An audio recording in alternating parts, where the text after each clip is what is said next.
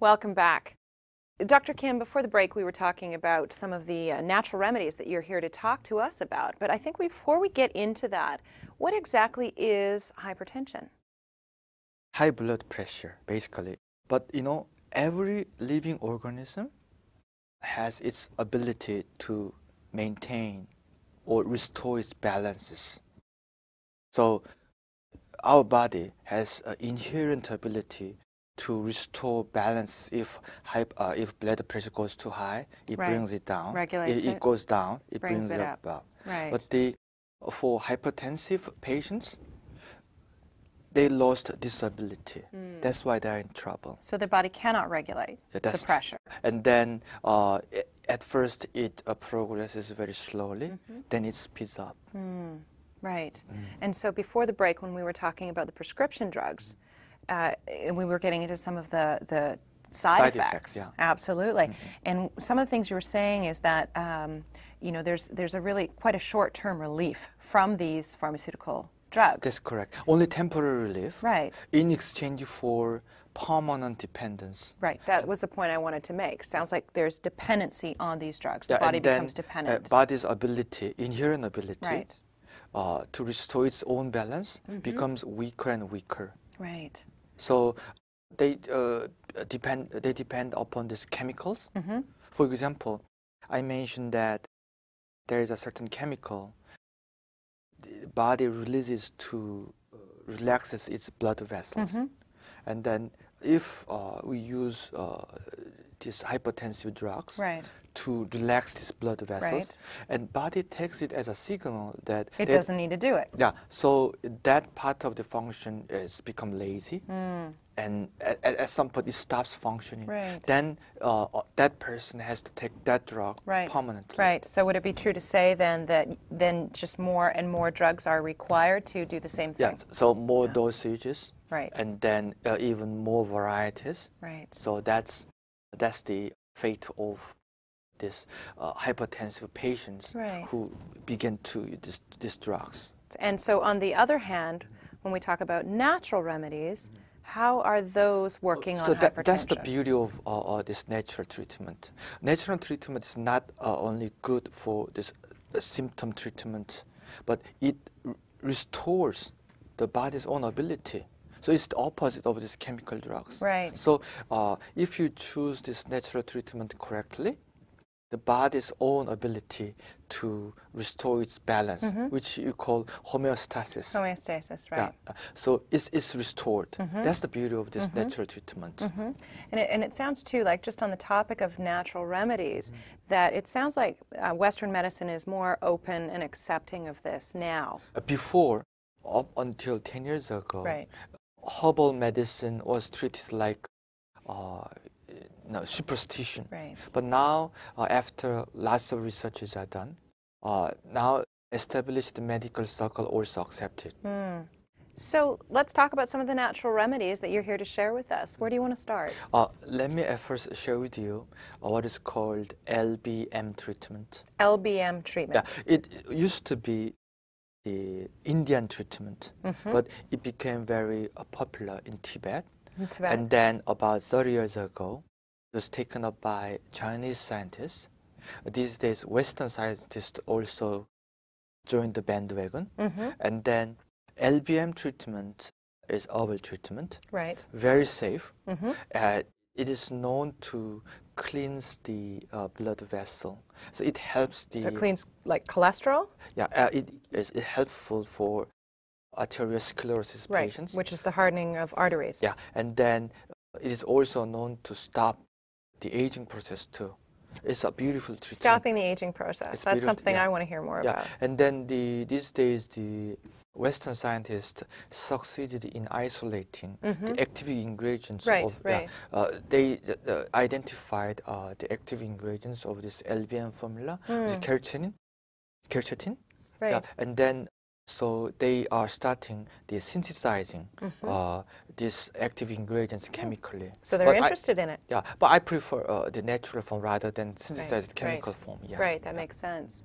And so what would be another method, natural method of treating hypertension? I'd like to mention P700 hypertension formula. So P700. Yeah, and it was originally developed as a diabetes treatment by a Canadian university. But they found out that it not only reverses diabetes, but it also reverses hypertension. So it works with both diseases. Yeah. So they applied this knowledge to develop the hypertension formula per se. Right. So it's called P700 Right. hypertension formula. Right. That's also very safe, very effective, and then it's a very well-known formula. So how many people would be taking something like P700? Yeah, 50,000 people. So that's quite high numbers. Yeah, and that is well accepted by the experts by many countries. Wow, Yeah. that sounds really exciting. So are there any other natural formulas? DASH is what I'd like to mention. DASH. Dash. Diet approach to stop hypertension. Diet approach to stop hypertension. DASH. Right, It's so called. that's the It's acronym. very famous. It is invented by Dr. Morse, who is a very prominent scientist, and then by 4 other medical doctors. In the beginning, nobody really believed their claims because they all thought that these claims is outrageous. So what are the claims? Within 14 days, without drugs, people become normal. So 14 days, hypertension gone. Yeah, without drugs. How? Basically by means of taking more high fiber, Right. and then more vegetables. But it's So amazing. Is it substantiated? Yeah, it not only substantiated these days, even American Heart Association Which is a very credible organization. officially endorses this treatment. Wow. And then National Institute of Health, NIH, financially supports this study. So they believe in it. And then New England Journal of Medicine carries not only one article, but series of articles On this. on this treatment. So it became an established fact. So that sounds really positive. That's so for hypertension, there are many news that brings us hope here. Absolutely. That sounds like it. And by the way, what are the causes of hypertension? There are many, not only one. Of course, genes play some role. And then ethnic variations play some role too. For example, Afro-American male have such a higher incidence than the rest of the population. Interesting. Yeah, but the Gender play a role at all? Yeah, the before menopause, women seldom have hypertension. Interesting. Yeah, but the after menopause, Postmenopause. yeah, they virtually become the same. Equal. Yeah. Right. And then most important factor is lifestyle, such as eating habit. Right. And Not enough vegetables, not enough fruit. and lack of exercise. Right. So our Western diet contributes. Yeah, it's a Western lifestyle. It's interesting, Dr. Kim, as you describe those causes of hypertension, because it sounds an awful lot like diabetes. That's correct. Actually, these two diseases are so closely related. Some people say these two diseases come from the same root. So diabetes and hypertension are that Let connected. me give you a few statistics. Yeah, that would be great. 75% of diabetic patients have hypertension. Wow, that's high. Yeah. And then 70% of diabetic patients eventually die of coronary diseases such as stroke and heart failure, which are direct consequences of hypertension. Wow. And then so people say it is inevitable for diabetic patients to become hypertensive, and vice versa. And It is inevitable for hypertensive patients to become diabetic. Yeah. So these are two most deadly combination of diseases. Absolutely. And Dr. Kim, do you remember in the other section of the show where you were talking about the side effects of the prescription drugs? One of the side effects was that it would actually cause or worsen diabetes from the drugs. Yeah. For example, the diuretics. It removes the not only the potassium, which is a very important nutrient, but also it triggers the insulin resistance, which is the cause of this diabetes, right? And then another thing is that once you have an insulin resistance, it hardens the artery. And then also it makes the kidney more sensitive to sodium. Right. So it becomes more and more difficult to handle the sodium. It sounds like a vicious cycle. It just intensifies each other. Right, right. So the treatment of hypertension Yeah. worsens and aggravates the diabetes. Right. When you say the treatment, you're talking about the prescription drug treatment. And especially diuretics and beta blockers are infamous for aggravating this diabetes. It's incredible. But many doctors are quite unfortunately are not paying too much. Not understanding that correlation. So because these are relatively recent discoveries. Right. Yeah. Well, so Dr. Kim, then how would you recommend treating if there's such a close correlation between hypertension and diabetes? Yeah. What I find, in Western medicine is that they tend to paying too much attention on symptoms only. Right, treat the symptoms. That's Yeah. very common, So isn't it? when people have hypertension, they tend to look at the symptoms of hypertension only, without looking at a deep relationship between hypertension and diabetes. Right. But in the Orient, the well-established tradition is they look at both hypertension and diabetes. So the treatment of diabetes takes precedence over the symptomatic treatment of hypertension. But they look at the symptoms too, but the main emphasis on the treatment is fundamental treatment of diabetes rather than symptomatic treatment of hypertension. So treat the diabetes, and in the process, your hypertension is going to be positively impacted as well. Yeah, so it is a very well-known fact that if diabetes is under control, hypertension is under control too. So they are really closely They correlated. are very closely correlated. So Dr. Kim, before we go to a break, just want to check one more thing out with you. So sugar and its relationship to diabetes, salt and its relationship to hypertension. We have a lot of both of those in our North American diet. Can you comment on that? They are both white powders, right? Absolutely.